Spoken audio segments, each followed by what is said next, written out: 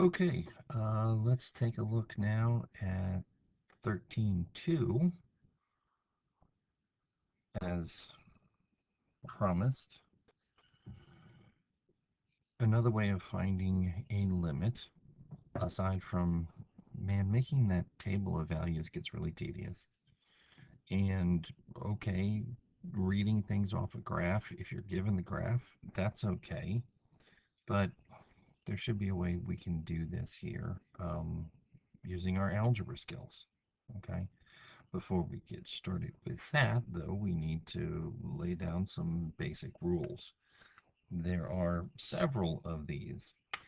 As I've been looking through your assignments, trying to give you credit for those, and then putting that on portals, I've got to say some of you just are really impressing me with your level of using, particularly the snipping tool.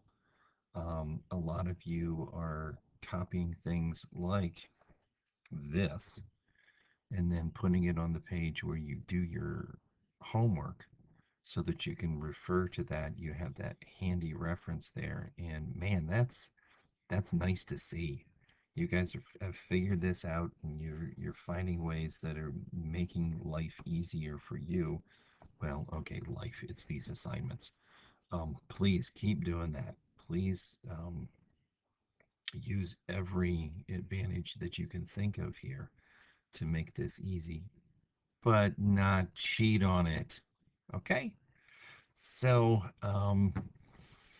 yeah, the way they go through it here is they throw all of these laws at you at the start, and then we apply them. I'll show you how we use these as we go along here. So rather than, and again, I'm looking at this as sometimes we're going to get functions that are really, really complicated. Things are going to get messy, especially once you get to the calculus. So if we can break it down into the sum of two separate functions, consider some of the terms to be one function and the rest of the terms to be a different function, then finding limits becomes a little bit easier. Okay, so we've got limit of a sum, limit of a difference, limit of a constant multiple, limit of a product, and limit of a quotient. Now with that last one, we've got to have the disclaimer there. You still can't have a denominator of 0. Uh, the next one here, they just try and put it into words. Yeah, it's easy to believe that these properties are true. Yeah, what's easy for you people to believe isn't going to be the same for everybody. Um, yeah, I really should have eliminated that one. And then they give you, because they couldn't evidently fit all of them on one page, roots and powers. Okay, so if we're going to take some function that's already really interesting to start with and raise it to a power and then find its limit, it's the same thing as finding the limit of that simpler function and taking that limit, again, which should be a number if it exists, and then just raising that number to the power, or take that limit and take the root of that. Okay, so here's our first set of examples. Um, Here's our function where they're showing f of x is the red one and g of x is the blue one. Now, that's not something that really jumps out at you there unless you really, really focus on that graph for a little bit. Okay, so f looks like, okay, some interesting curves there. It has a point of discontinuity. G looks like it's some sort of piecewise function where there's a break in the graph. Okay, so for example 1, part A, you're asked to find the limit as x approaches -2 of, and this complex function here, f of x plus 5 times g of x. So using our lovely limit laws here, if we inspect our graph here, the limit as x approaches -2, well, for f of x, it looks like it's increasing from the left here to 1. up, down, and then back up again from the right, both of those appear to be heading towards the same number of 1. It's not 2, okay? We're saying f of negative 2 is equal to 2, but the limit of the function as x approaches negative 2 here is 1. And then for g of x, well, okay, it's a nice line here. I don't think there's any question on that side. Left side, right side, that's also negative 1. So now that we have these actual values for the limits, we're going to use some of our limit laws here for this expression. Okay, so the limit of f of x plus 5 times g of x as x approaches negative 2, we're going to split this up as the sum of those two limits. And I'm sorry, that limit of a sum should really be up there. Um, so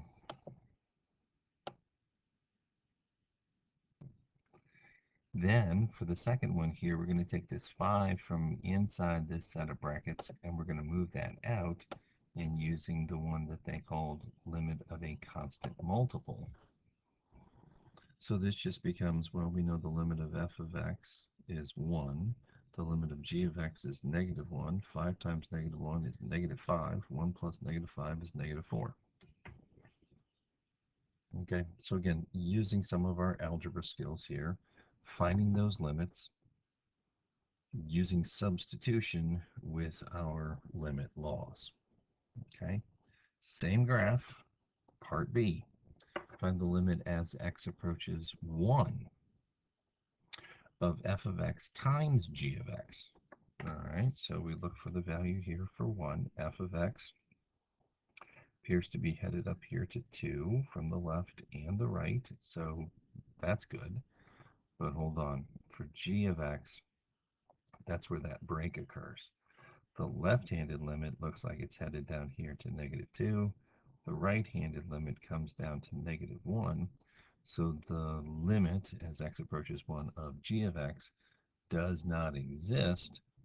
So we can't use any of the limit laws here. This limit also, for part B, this limit does not exist. Part C, let's use our lovely quotient rule. The limit as x approaches 2 of f of x divided by g of x. All right, so take a look here. Again, as x approaches 2. All right, so over here. So f of x seems to be rather consistent, but we're going to have to estimate that value, and they're saying that's approximately 1.4. If you thought 1.5 when you saw that, that's fine. I'm not going to quibble with that. But hold on. The limit as x approaches 2 of g of x is definitely equal to 0. And we try and use our limit of a quotient rule here. We're going to have 1.4 over 0, although each of those two limits exist individually. Trying to take this quotient here does not exist. That's it, we're done. Part D, same graph. Looking for the limit as x approaches 1 of f of x cubed. Now again, we're not going to mess around with f of x and take this funky looking thing already and cube that when we don't even know the equation. But we can take a look here at if x, as x approaches 1, the limit of f of x approaches 2. So we use our limit of a power law that the limit here of f of x cubed is the same thing as the limit to the third. Well, if we're saying that the limit is 2, 2 to the third is 8. Okay, and I'm sorry, we just applied the limit laws. I don't know why they're saying that's the next section, but I'm sorry, I'm just trying to keep this consistent with the textbook that everybody has at home, right? Right. Here are some special limits. Now again, focus really on the functions that they're describing here as we go through. The limit as x approaches a of a constant is that constant. Okay, so something like the limit of 4 as x approaches 17 is going to be 4. It's a constant function. It doesn't matter x approaches this, x approaches that. The constant value is going to remain constant. It's going to be 4. Okay. For the next one, the limit as x approaches a of x is going to be a. So again, the limit as x approaches 3 of x, that's going to be 3. Again, if you think of that as x, that's our function y equals x. So it goes through 0, 0, 1, 1, 2, 2. No ballet jokes, please. It'll go through the point 3, 3. So as x gets closer to 3, the y gets closer to 3.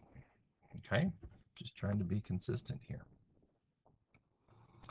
With a lovely exponential function, x to the nth power, as x approaches a, that limit is going to be a to the nth power. And the limit of whatever root, square root, cube root, 15th root, well, yeah, like you're ever going to see one of those, as x approaches a is going to be that root of a. Okay, so again, those are really, really important. You're going to use those over and over again.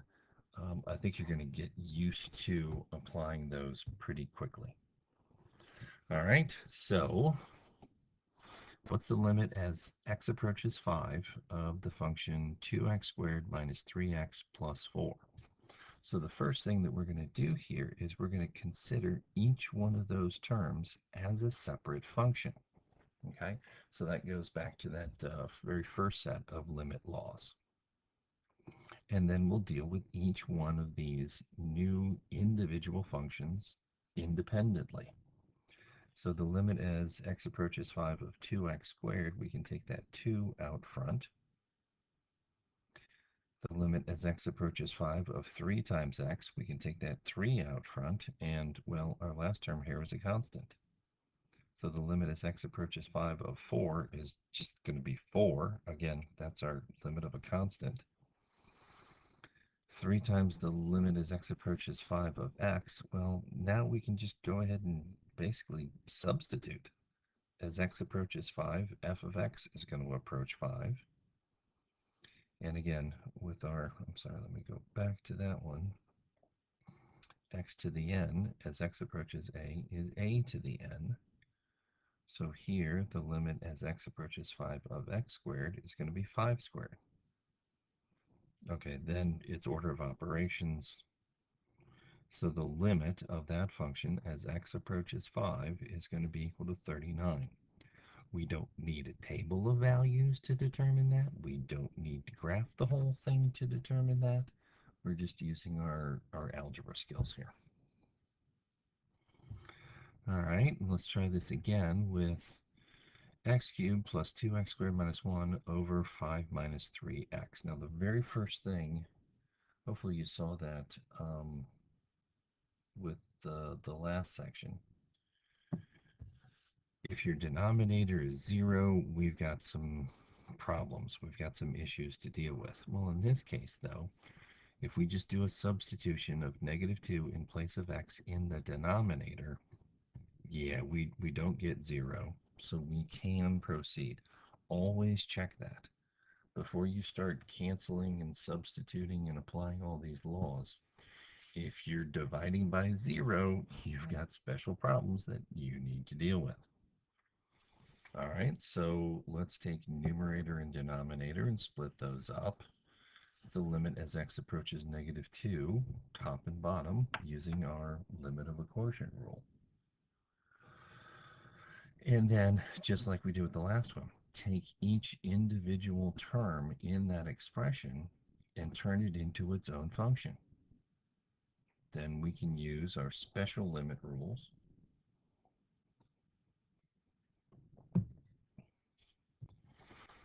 So the limit as x approaches -2 of x cubed, it'll be the same thing as -2 cubed, which should, careful, that's an odd exponent there, that should be a -8. And then the limit as x approaches negative 2 of 2x squared becomes 2 times the limit. 2 squared, negative 2 squared is 4. 4 times 2 is, oh, look, positive 8. How easy is that? The limit of the constant is the constant. The limit as x approaches negative 2 of 5 stays 5. The limit as x approaches negative 2 of 3x is 3 times the limit. Well, 3 times negative 2 will give you negative 6. 5 minus negative 6 will be 11. So it's negative 1 over positive 11. In other words, negative 1/11.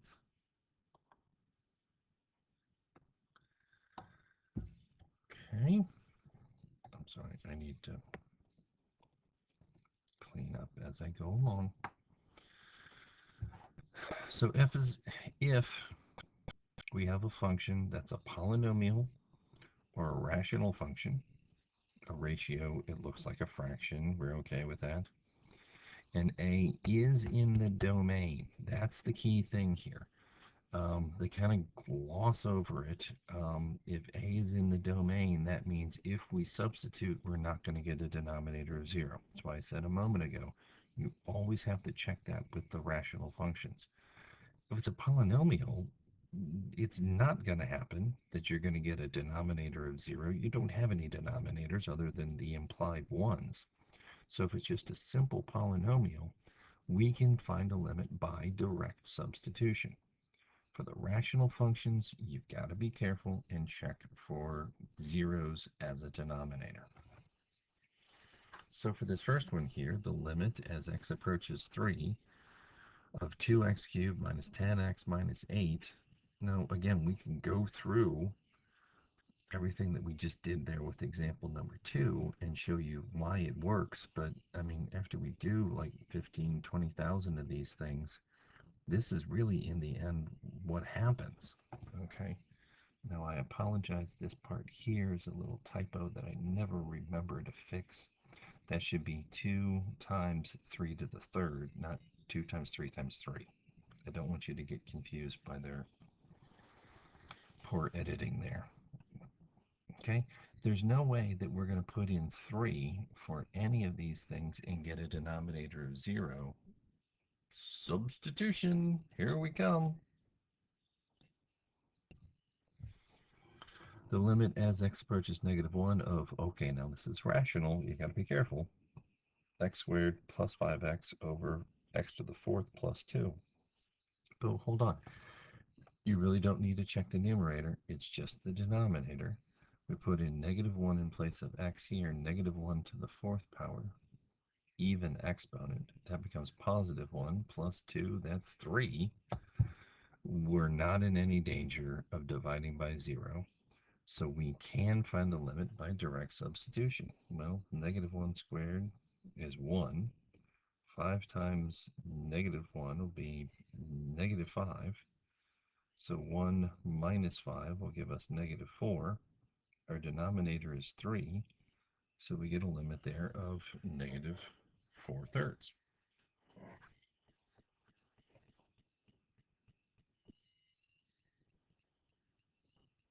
Oh, yes. We said algebra skills. Did any of you have this little feeling in the pit of your stomach about, wait a minute, every time he says algebra, that means we're going to have to factor something. Well, for those of you that did, I applaud your instincts. That means you've been paying attention, and that's just awesome, because that's what example 4 is all about here. So the finding the limit as x approaches 1 of x minus 1 over x squared minus 1. Now, again, if we do the substitution check, whoops, our denominator is equal to 0. But hold on. Hopefully you saw again, this is a fairly simple example. X squared minus 1, that's the difference of perfect squares. That can be factored down into x plus 1 times x minus 1. Okay, so we factor that denominator, and oh, would you look at that, we can take this entire factor and this entire factor, simplify this. So this just becomes 1 over x plus 1. That's the, I'm sorry, let me do that again. Again, there's implied a 1 in front of that. So please don't be those students. Oh, those can't, everything from the numerator canceled. So it's not a fraction anymore. No, no, that x plus 1 factor is in the denominator of a fraction at the start. It has to stay in the denominator of a fraction. Don't make the fraction disappear. So there's always implied a coefficient of 1. We just don't write it. Well, now we do need to write it. So the limit as x approaches 1 of 1 over x plus 1, again, we can just do direct substitution there and say that the limit is equal to 1 half. All right, so they want to re-emphasize the left-handed and right-handed limits here. Again, this is the definition of a limit that we saw back in section 1. And now let's look at using our left and right hand limits with in combination with our limit laws. Show that the limit as x approaches 0 of the absolute value of x is 0. All right, so absolute value we know. We can split it up into a lovely piecewise function if you want to think of it in those terms. That when x is 0 or positive, the absolute value of x is x. Absolute value of 5 is 5. 17 is 17. If x is less than 0, then we change the sign. Okay? So the limit as x approaches 0 from the right-hand side is 0. As x approaches 0 from the left-hand side, that's also 0. And again, take a look at the graph of it there. If you've forgotten what the basic absolute value function looks like when graphed. As we approach from the left, as we approach from the right, they're headed to the same exact value of 0. So the limit as x approaches 0 of the absolute value of x is 0. All right, so have some fun there. Play around with those. A bunch of limit laws. Again, copy those for easy reference. I know you guys can handle this. I'll talk to you again soon.